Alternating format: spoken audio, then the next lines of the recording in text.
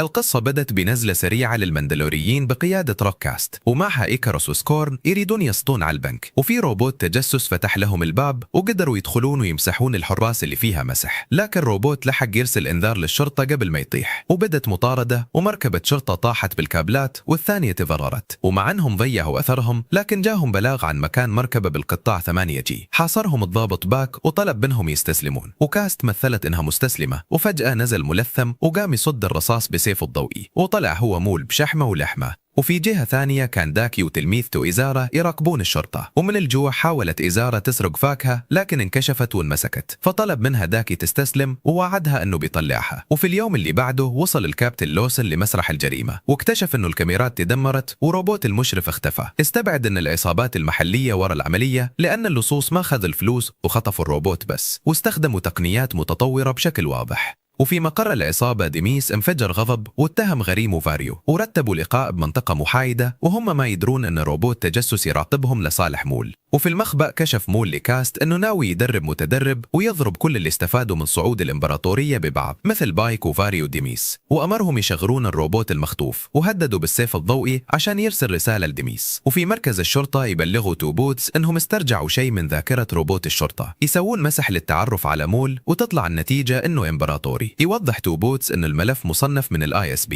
والمفروض يبلغون عنه فورا، بس لوسن يطلب منه ينتظر الحين ويكتم على الموضوع لأن إدخال الإمبراطورية راح يعقد الأمور أكثر. وعقبها قاعد يحقق مع إيزارا وهي ما تبي تتكلم. يلتقي ديميس وفاريو وجه لوجه، يتناقشون عن من ممكن يكون وراء الهجوم، ويقترح فاريو إن في شخص معين هو المسؤول. وفجأة يوصل راس روبوت البنك على طبق. على طول يفترض ديميس إن فاريو وراء الموضوع، وتبدأ تشتعل المعركة بينهم تحت عيون روبوت التجسس اللي ينقل السالفة كلها المول. وانتهت السالفة بمقتل ديميس على يد فاريو، بس مول يرسل قواته عشان يخلصون على فاريو. وطاردت كاست وفريقها فاريو على الخط السريع لين انقلبت سيارته، وتدخل لوسن والشرطة وانقذوه، وانسحب فريق مول. وبعدين يتبلغ مول إن فاريو صار عند الشرطة وإن السلطات غالباً بتنبه الإمبراطورية. يرد مول بكل هدوء إن فاريو ما راح يهرب منه حتى لو كان بالسجن، وسجنوا فاريو مقابل زنزانة إيزارا. وفي الليل اقتحم مول وجماعته المبنى بعد ما عطلوا كل أنظمة الأمان وذبحوا الحراس. حاول لوسن وروبوتو يسيطرون على الوضع، لكن مول وصل للحبس وطرح لوسن بالأرض. وعقبها دخل على فاريو اللي صار يترجاه ويقول له انه بيدل على زعيم عصابة بايك، فقرر مول ياخذه معه. وقبل لا يطلع التفت لزنزانة إيزارا وهي تعرفت عليه على طول. مول واللي معه خطفوا إيزارا وفاريو، وهم بيهربوا حاصرهم الكابتن لوسن وعساكره وفتحوا عليهم النار. إيزارا قدرت تفلت من اللي كان ماسكها، لكنها علقت في نفق مسدود والريبوت صعقها لين فقدت الوعي. بعدها حملوها هي وفاريو وحطوهم في سيارتين، وقبل لا ينسحبون خربوا باب الهنجر، فالحقهم لوسن وعساكره بسيارة شرطة. شاحنة البنك لفتت انتباه الشرطة، فقاموا المندلوريين وفجروها بصاروخ. بنفس اللحظة كان الجداي داكي يراقب من فوق الجسر، فنط وسط الطريق وخلى سيارة الزوبراك وفاريو تنقلب وتصدم بالشاحنة. وأول ما نزلوا واجه مول بنفسه. وصل لوسن وعساكره لمكان الحادث، ومول شتتهم واستخدم قوته عشان يطيح جسر المشاة. وبينما الشرطة كانت تنقذ المدنيين ثبت ذاك الجسر بقوته لين طلعوا الجميع بسلام، ومول وجماعته هربوا. ثاني يوم اجتمع لوسن مع فريقه وهو مستغرب ليش مول مهتم بإيزارا بالذات. رئيسة الشرطة كلاسي اقترحت يخبرون الإمبراطورية بالموضوع، لكن لوسن رفض وأصر إنهم يحلون القضية بنفسهم. بنفس الوقت وصل مول بالمخطوفين لمخبأ سري تحت مدينة غانكس، وخلى المندلوريين يعالجون إيزارا. ولما سألته كاست ليش خلى فاريو حي، قال إنه بيحتاجه، أما إيزارا فهي جيداي وناوي يحولها لسلاح ضد أعدائه، وعلى رأسهم دارت سيديوس. بعدها حبس فاريو وإيزارا في غرف منفصلة، وقال لها إنها تربت على أفكار غلط ولازم تتأقلم مع الواقع الجديد. لوسن رجع لبيته وقابل ابنه رايلي وطمنه إن تو بوتس بخير، ووعده بياخد إجازة ويقضي معه وقت، لكن بلغوا تو بوتس بوجود تطورات جديدة واضطر يرجع للشغل. بينما رايلي ظل يطالع صورة عائلته بحزن. في مركز الشرطة أكد تو بوتس إن استجواب عصابة فاريو ما جاب نتيجة.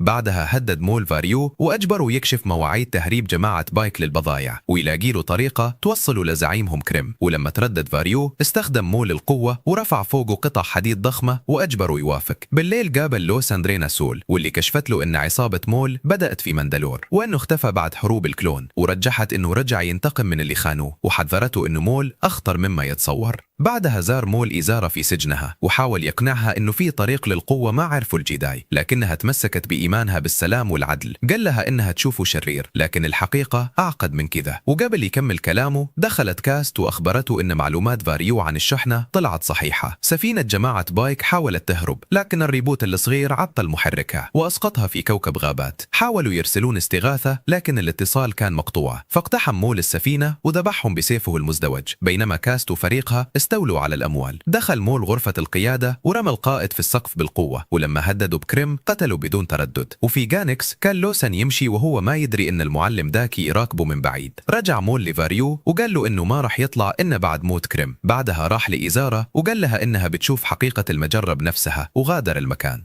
إيزارا قربت تفتح باب زنزانتها بس تفشل في البداية، وبعدها بشوي تركز أكثر وتفتح الباب وتحرر نفسها. وفاريو وقف يطالعها وهو مصدوم من اللي سوته. بعدها دخلت على مول وكان كل هدوء يشرب شاهي، وحاول يقنعها إنه مو عدوها وإن مصيرهم صار متشابه بعد سقوط الجداي، لكنها شافته مجرد قاتل واستغلت انشغاله وسحبت سيف الضوئي وقالت له إنها بتطلع. لكن مول طفى الضوء ويقول لها تقدرين تطلعي، بس يحذرها إن النتيجة ما راح تعجبها. في مقر الدفاع كان لوسن يواصل تحقيقاته، ورجع الروبوت توبوتس للخدمة بعد الشحن وسأل لوسن إذا جاب معلومات من معارف المشبوهين، لكن لوسن كان مركز على مطاردة مول. توبوتس شاف رئيسه مهدود حيله ومضغوط، فقرر يروح المينا ينبش عن أتباع مول بنفسه. نرجع لمول وإيزارا وتكون محاصرة بالظلام. يبدأ مول يستفزها ويتكلم عن خوفها ويقول إنه يفهم شعورها لأنها تدربت كثير، وبالأخير انسرق منها المستقبل اللي كانت تنتظره. تحاول إيزارا تلقى مخرج بعد ما تكتشف إن الباب مقفل، لكن مول يواصل يضغط عليها نفسيا ويسألها إذا معلمها بيفتخر فيها لو قتلته. بنفس الوقت تروح كاست لزنزانة فاريو وهو ينكر أي علاقة له بهروب إيزارا، لكنها تتجاهل كلامه وتطلب منه مكان شحنة عصابة بايك الجاية. في المينا وصل توبوتس مع الضابط ريب للمستودع، وهناك لقوا جماعة بايك يحققون مع مهربين عن الشحنة اللي انسرقت. اندلع اشتباك وقدروا يمسكونهم، لكن كاست والزابراك بغتوهم بقاذف صواريخ وانصاب الضابط ريب. ويطلب من توبوتس يلاحق أفراد شادو كولكتيف، لكنه يتأخر بعد ما تضرب كاست صاروخ ثاني، وفي النهاية ينجحون بالهروب. بعدها راح لوسن يقابل رايلي في الملعب عشان يشجعه، وهناك ظهر الجيداي داكي وادعى أنه عم إيزارا، وحذر لوسن من خطورة مول ويقول له يتعامل بحذر حتى مع الإمبراطورية. وفجأة وصل له بلاغ جديد، ولما يلتفت يلقى داكي اختفى واضطر يترك رايلي ويمشي. نرجع لمول اللي عرض على إيزارا يدربها عشان تواجه محققين الإمبراطورية، لكنها رفضت وهربت باتجاه السطح. بعد ما يوصل لوسن للميناء يخبره توبوتس إن ريب انصاب ويأكد له إن شادو كولكتيف كانوا يستهدفون عصابة البايك وهربوا باتجاه القطاع 17 كي، فينطلقون بسرعة يلاحقونهم بالمركبة. يقترح توبوتس يستنجدون بالإمبراطورية، لكن لوسن يرفض ويقول إذا تدخلت الإمبراطورية ما تطلع، وكشف إن سبب كرهها لهم هو الدمار اللي خلفوه، إضافة إلى أن طليقته كانت منهم. بعدها نصبت كاست فخ محكم واجبرت فاريو يتواصل مع مارك كريم ويعتذر منه، ويلقي سبب ضياع الشحنة على أتباع نيكوديمس المتمردين ويقول إنهم انتهوا منهم. بعدها يعرض يعوضهم عن الخسائر، لكن يحذره إذا كان يخدعهم بيطارده ويطعمه لوحوش النكسو. وفي المقر الرئيسة كلايس لوسن تقول للوسن إن توبوتس حاول يقنعها يطلبون مساعدة الإمبراطورية، وقررت تنقل الروبوت للعمل المكتبي. فزعل الريبوت وغطى الصورة اللي تجمع مع لوسن. تطلع إيزارا من الحفرة وتمشي باتجاه مخرج مضيء، لكن تلقى مول واقف بطريقها ويقول لها إنها كانت غبية إذا ظنت إنه بيخليها تهرب. تسحب سيفها وتواجهه، لكنه يسخر منها ويقول إنها ضعيفة وما عندها مستقبل. يبدأ بينهم قتال قوي ويحاول مول يحطم معنوياتها ويقول إن حياتها ضاعت وما لها هدف، لكنها تغضب وتقاوم وتدفعه بالقوة وتفتح طريق للهروب. ولما ترقد صوب المهرب يستخدم مول القوة ويسحب السيف منها ويبتسم وهو يشوفها تهرب كأنه حقق اللي كان يبيه. فاريو راح بطيارته الكوكب أوبا معقل جماعة بايك، وبعد ما سمحوا له ينزل جابوا صناديق الفلوس وبدوا يأدونها. فاريو كان مرعوب وقال لهم إنه مول وراه، وفجأة طلع واحد من الطيارة ومعه سيف وهاجم جماعة بايك. وبعدها ينجح فاريو في تخديره ويقول لهم إنه قبض على مول، ودخلوا الأسير عند زعيمهم مارك كريم. فاريو أخذ يمدح نفسه ويقول إنه هزمه، لكن يوم كشفوا وجه الأسير طلع إيكاروس مو مول. بنفس اللحظة دخل مول الحقيقي وقتل كريم وقضى على أغلب الحراس بسيفه وأجبر الباقين يبايعونه، وعين كالت قائد جديد لعصابة بايك. هناك. وفي جانكس كانت إيزارا تهرب حتى قابلت معلمها داكي واطمن عليها وأخذها لمكان آمن وأعطاها سيفها. قالت له كيف هربت من مول، فأكد لها إنهم لازم يغادرون الكوكب قبل لا تيجي الإمبراطورية، لكنها أصرت توقف مول وتحمي أهل جانكس. فاتفقوا يتعاونون مع المحقق لوسن. وفي مركز الدفاع وصل بلاغ من داكي يحدد مكانه في القطاع كيو 14، فأخذ لوسن الإذن من رئيس كلايس وتحرك مع قواته. بينما حاول الروبوت تو بوتس يبلغ الإمبراطورية، لكن لوسن منعه وطفاه لأنه يبي يحل الأزمة بدون تدخلهم. وفي المصنع المهجور كان داكي وإيزارا ينتظرون، ولما وصلت قوات الدفاع دخلوا المكان ولقوا فاريو يشغل رسالة مسجلة من مول يسخر فيها من لوسن ويعرض عليه اتفاق ويتعهد انه ما راح يتعرض لمدينة جانكس مقابل يخلونه يشتغل براحته. لكن لوسن رفض وطلب منه يستسلم. يعجب مول موقفه لكنه يتمنى له موت مشرف ويأمر رجاله بفتح النار على الشرطة بالوقت اللي كان داكي وإيزارا يراقبونه من فوق. بعدها راحوا صوب مول وداكي طلب منه يستسلم، لكن مول استهزأ بالجداعي وقال انه ضعفهم هو سبب سقوطهم. وتحول النقاش لمعركة شرسة بالسيوف الضوئية. حاصر مول داكي أكثر من مرة، لكن إيزارا تدخلت وأنقذته. لوسن لمحهم وحاول يروح صوبهم، لكن كاست هاجمت بقذف اللهب، لكن لوسن يصدها بدرعه وطيح عليها منصة فتقدر تهرب بآخر لحظة. المعركة لسه شغالة بين مول وإيزارا وداكي، وبعد قتال عنيف وصلت تعزيزات الشرطة فبلغ روبوت التجسس كاست، فأمرت الجميع بالانسحاب وأطلقوا دخان حجبت الرؤية قبل ما يهرب مول وجماعته. بعد هيك واجه لوسن داكي وسألوا ليش أخفى عنه إنهم جداعي، فرد إن الظروف السياسية ما تسمح. بعدها رجع له سيفه وطلب منهم يهربون قبل وصول التعزيزات. وصلت الرئيسة كلايس تراقب الدمار، بينما كان مول ينسحب بصعوبة بسبب إصابة ساقو، وأسقط جزء من النفق حتى يوقف الشرطة عن ملاحقته. روبوت التجسس حذرهم إنه وضعهم سيء، وكاست بدأت تحس إنه المصايب للحين ما انتهت. وفي شوارع جانكس اعتذر داكي لإيزارا لأنه ما قدر يحميها، وفي المقابل اعتذر لوسن للروبوت تو بوتس لأنه عطله، والروبوت سامحه بس قال له سامحني أنت. فجأة بدأت أجهزة الشرطة تطلق إنذارات غريبة، ومعها ظهرت سفينة الإمبراطورية الضخمة وتبين أن توبوتس بلغهم. سفينة ستار دستروير العملاقة غطت سم المدينة ونزلت منها أسراب من الطيارات، وجنود ستورم تروبرز انتشروا بكل مكان. الناس ومنهم رايلي لوسن وقفوا يطالعون المشهد بصدمة، وبعدها أعلن ضابط إمبراطوري منع أي أحد من مغادرة المدينة. وفي جهة ثانية كانت روك كاست ورجال الشادو كوليكتيف يراقبون الوضع من بعيد وهم متضايقين.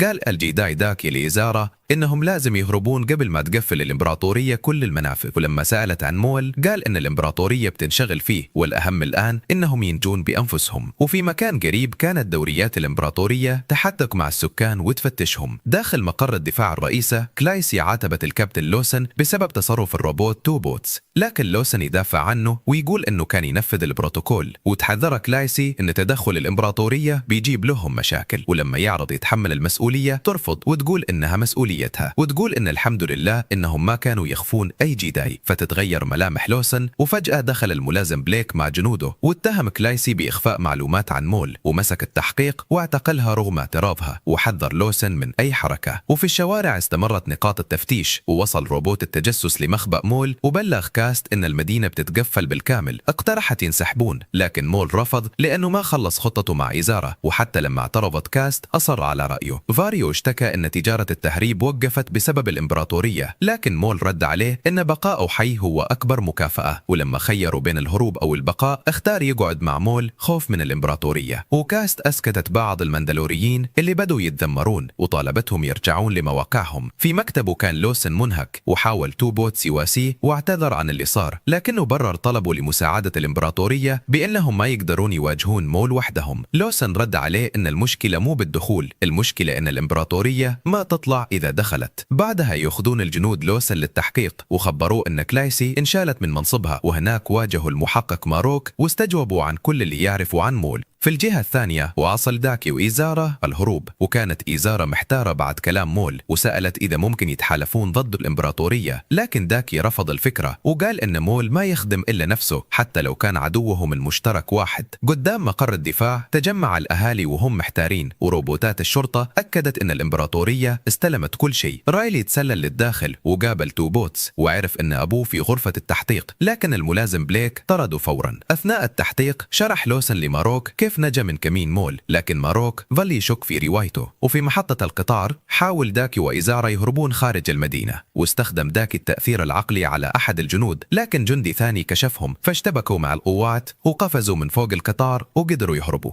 وصل ماروك للمصنع المهجور واكتشف آثار قتال بالسيوف الضوئية وبقايا الروبوت المحطم. اتصلت داريا بابنها رايلي وحاولت تطمنه وتطلب منه يقنع أبوه يتعاون مع الإمبراطورية. بعدها قرر داكي وإيزارا يتخبون لأن التفتيش صار بكل مكان، وقال إنه يعرف شخص يقدر يساعدهم. أما مول فكان يتابع تسجيل اشتباك الجيداي مع الجنود، وابتسم لأنه عرف إنهم ما قدروا يهربون ولسه مصر يخلي إيزارا تلميذته. وفي النهاية أطلق الملازم بليك سراح لوسن ورجع لبيته، واستقبل رايلي بفرحة، لكن أول ما دخل الصالة انصدم وهو يشوف داكي وإيزارا جالسين داخل بيته. وصلنا لعند ما دخل لوسن شقته ولقى إيزارا وداكي وارتعب من وجودهم. كان مول يتدرب بسيف الليزري داخل مخباه. دخلت عليه كاست ومعها أخبار جديدة، وراحوا لغرفة القيادة يتابعون تصوير روبوت التجسس وهو يراقب المحقق ماروك. وفي شقة لوسن كان براندر لوسن وولده رايلي مخلصين العشاء مع داكي وإيزارا، لكن لوسن طلب منهم يمشون بسرعة لأنه خايف على ولده. داكي عرفه بنفسه وقال إنه هو وإيزارا من الناجين من مجزرة الجيداي، وإنهم كانوا مارين بكوكب جانكس، بس دخلت الإمبراطورية عقدت كل شيء، وكل اللي يدورون عليه الحين مجرد ملجأ آمن. حاول يقنع لوسن يساعدهم يطلعون من الكوكب، لكنه اعتذر وقال سلامته لدي أهم. بنفس الوقت كانت إيزارا تسولف مع رايلي، وعرفت إنه أم داريا تشتغل مع الإمبراطورية بينما هو عاش مع أبوه، واستغربت لأنه حياته كانت طبيعية بعكس حياتها اللي كلها هروب وخوف. وفجأة حس داكي بشيء غريب، وبعدها بلحظات شق سيف ليزري أحمر الباب واقتحم ماروك الشقة. داكي وإيزارا سحبوا سيوفهم ووقفوا يقاتلون عشان يعطون لوسن ورايلي فرصة يهربون. نزل لوسن ورايلي من سلم الحريق، وداكي بقى يواجه ماروك. اشتعلت الشقة ولحقوا بعض لسطح المبنى، وهناك طاردتهم مركبات الإمبراطورية وسط إطلاق نار. إيزارا نطت على واحدة من المركبات وسيطرت عليها ورمت الطيار، وبعدها لحقهم داكي، ورغم إنها ما تعرف تسوق زين قدرت تهرب فيهم لين انفجرت واحدة من مركبات الإمبراطورية، لكن مركبتهم انضربت واضطروا يهبطون ويكملون هروبهم على رجولهم. وفي مقر الدفاع انتشرت قوات الإمبراطورية، وكان توبوتس مستانس بوصولهم، لكن فرحته راحت يوم شاف صورة براندر بكل مكان ومكتوب إنه مطلوب بتهمة الخيانة. وهنا دخل الملازم بليك بأسلوبه المستفز وعلم ريب إن لوسن مطلوب بتهمة الخيانة، وما اكتفى بهالشيء، قالوا يرمي حذاءه المخالف للنظام. نرجع للوسن واللي معه، وداكي قال إن الإمبراطورية الحين عرفت إنهم جيداي وما عاد في مكان آمن. وقتها قرر براندر يوديهم أندرينا سول عشان تدبر لهم طريقة يطلعوا من الكوكب، وهي وافقت تحاول تساعدهم.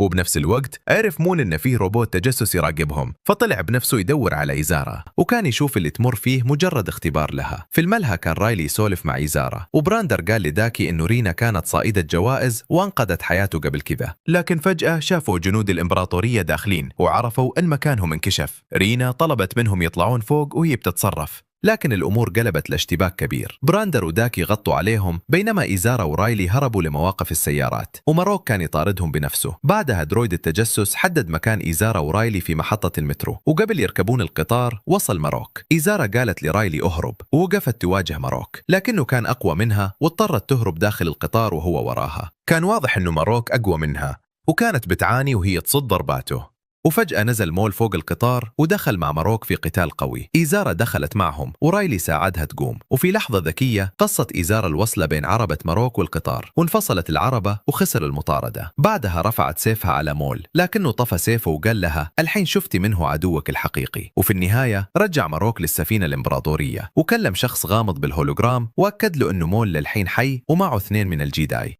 سفينة الإمبراطورية العملاقة مغطية سما جانكس، والعساكر مالين الشوارع وفرضوا حظر تجول ووقفوا كل المواصلات عشان يسيطرون على المدينة. وتحت الأرض كان مول يقود إيزارا ورايلي داخل أنفاق القطار.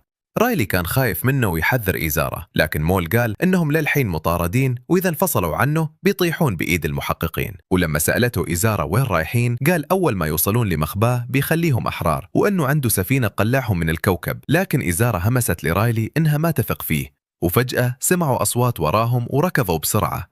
وفي جهة ثانية كان براندر لوسن وداكي يدورون على إيزارا ورايلي. لوسن اتوقع أنهم في القطاع 10، وداكي هداه وقال إن إيزارا بتحمي رايلي وإنهم بيلقونهم قبل يهربون من الكوكب.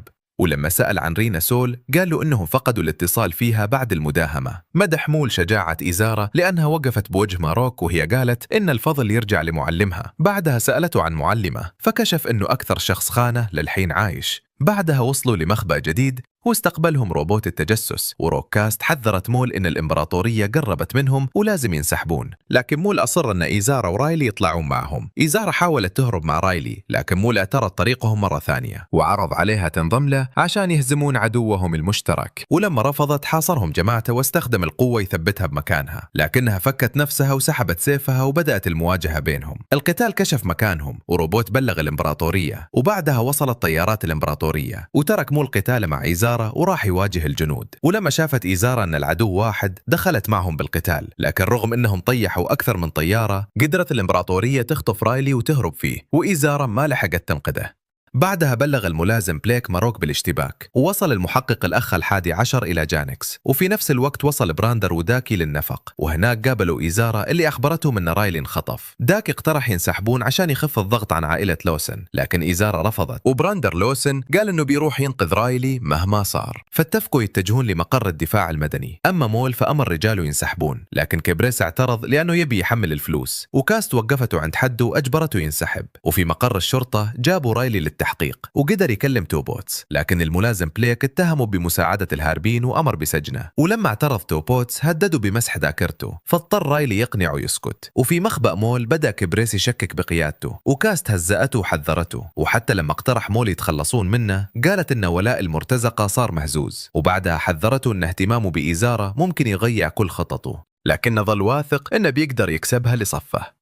برا مقر الشرطة تواصل براندر مع توبوتس، والروبوت خبى جهاز الاتصال داخل صندوق عشان ما ينكشف. وفي النهاية وصل مول ورجاله لجسر فوق شلال، وهناك لحقتهم الإمبراطورية. وصل المحققين وهاجموا مول الاثنين، والقتال كان أسطوري. وبعدها هرب مول داخل كهف، بينما استمرت المعركة بالخارج، لكن فجأة غدر كبريس واثنين معه وسرقوا سفينة مول، وما لحقوا يهربون إلا والجيش الإمبراطوري فجرها. داخل الكهف احتدم القتال، وقدروا يحطمون رجل الآلية ويطيحونه بالأرض. حاول سكورن ينقذه لكنه انطعن ورموه خارج الكهف. وبعدها حاصر ماروك والأخ ال11 مول عند الحافة، وكانوا على وشك ينهون عليه بأمر الإمبراطور، لكن مول جمع آخر قوته وأسقط سقف الكهف فوقهم وغرق المكان كله في الظلام.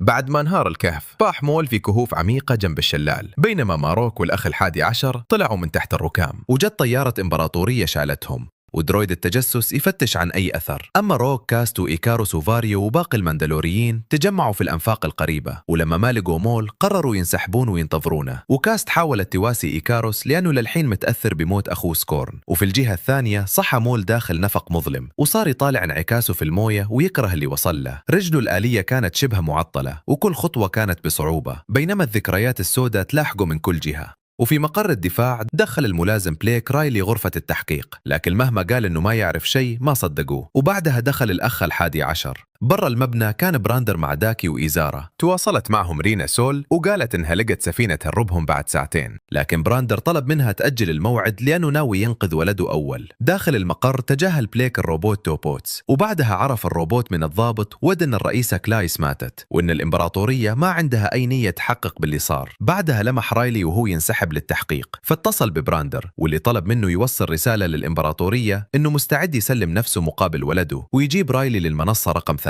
إيزارا وداكي شافوا إن الخطة خطيرة، وحتى داكي ذكره إن الروبوت سبق وخذلهم، لكن براندر قال ما عنده خيار ثاني. بعدها عطى داكي إحداثيات سفينة رينا ووصاه إذا صار له شيء يحمي رايلي، بينما راحت إيزارا تسرق مركبة سريعة للهروب.